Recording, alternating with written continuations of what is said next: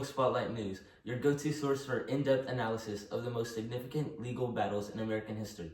I'm Tyler, and tonight we are taking a closer look at the Supreme Court case that continues to impact the way religion and government interact in our country. And I'm Weston. Thanks for joining us tonight. Tonight we're discussing Engel v. Vitale, a landmark in 1962 Supreme Court case that addressed one of the most fundamental questions of the First Amendment. Can the government, in any capacity, promote prayer in public schools without violating the constitutional principle of separation of church and state? This case set a precedent that still influences legal decisions today. To understand this case, let's go back to the late 1950s in the state of New York. At the time, the New York State Board of Regents, the governing body overseeing public education, created a short voluntary prayer that encouraged schools to recite at the start of each school day. The goal, according to state officials, was to promote moral values and instill a sense of patriotism in students.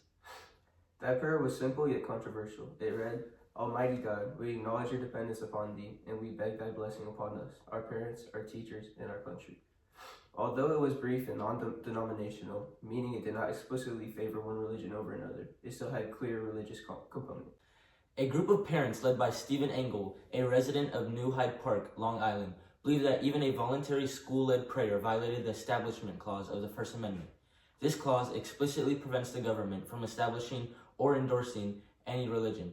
Engel and several other parents argued that the daily prayer was a direct government endorsement of religion, which they felt was unconstitutional. The local school district and state officials, however, disagreed. They argued that because the prayer was voluntary and was not tied to a specific religious doctrine, it did not violate the First Amendment. They contended that students were not required to participate, and therefore there was no real coercion taking place. The case was first brought before the New York State court system, where the judges ruled in favor of the school district, stating that the prayer did not violate the Constitution.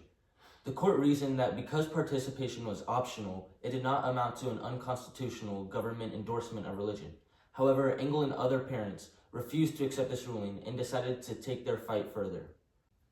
After losing in the lower courts, Engel and his group of parents appealed the decision, eventually bringing the case before the United States Supreme Court. The justices were faced with a critical question. Does the state approve non-denominational prayer, even if voluntary? See, I memorized. I was looking for them.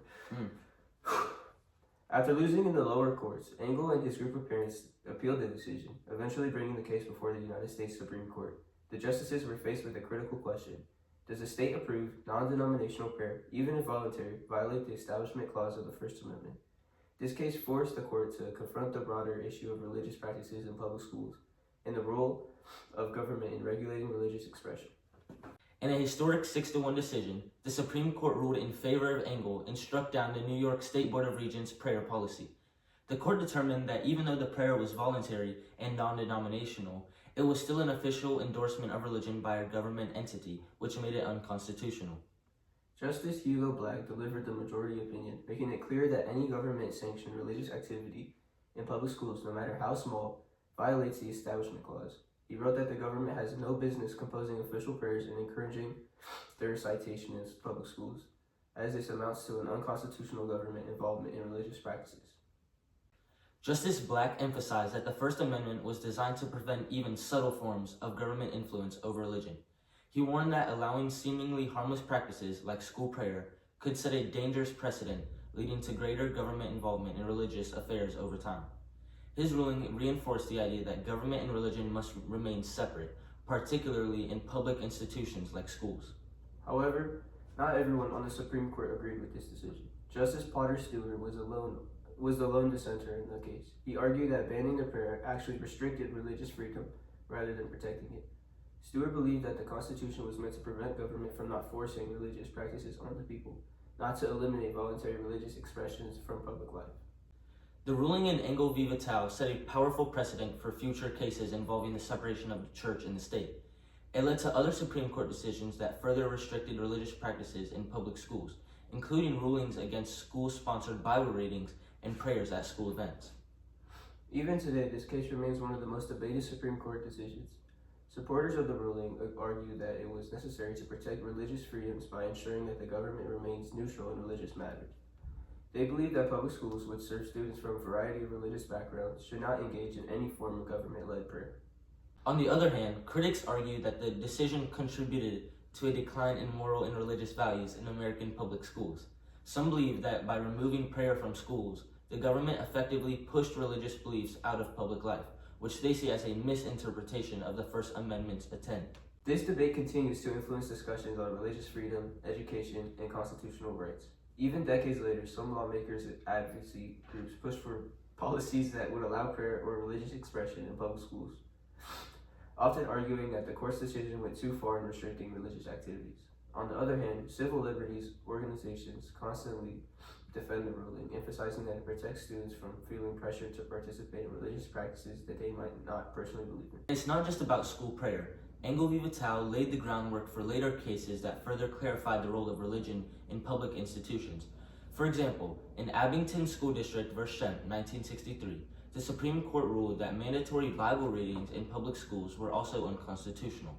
Then, in Lee v. Wiseman, 1992, the court struck down clergy-led prayers at public school graduation ceremonies. These cases reaffirm the principle that public schools should remain neutral when it comes to religious matters. Despite these legal precedents, the topic of religion in public schools remains a hot-button issue in the U.S.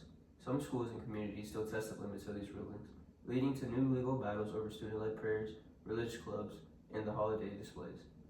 With the shifts of the Supreme Court's composition over the years, some wonder whether future cases might challenge or even overturn parts of Engel v. Wade's decision.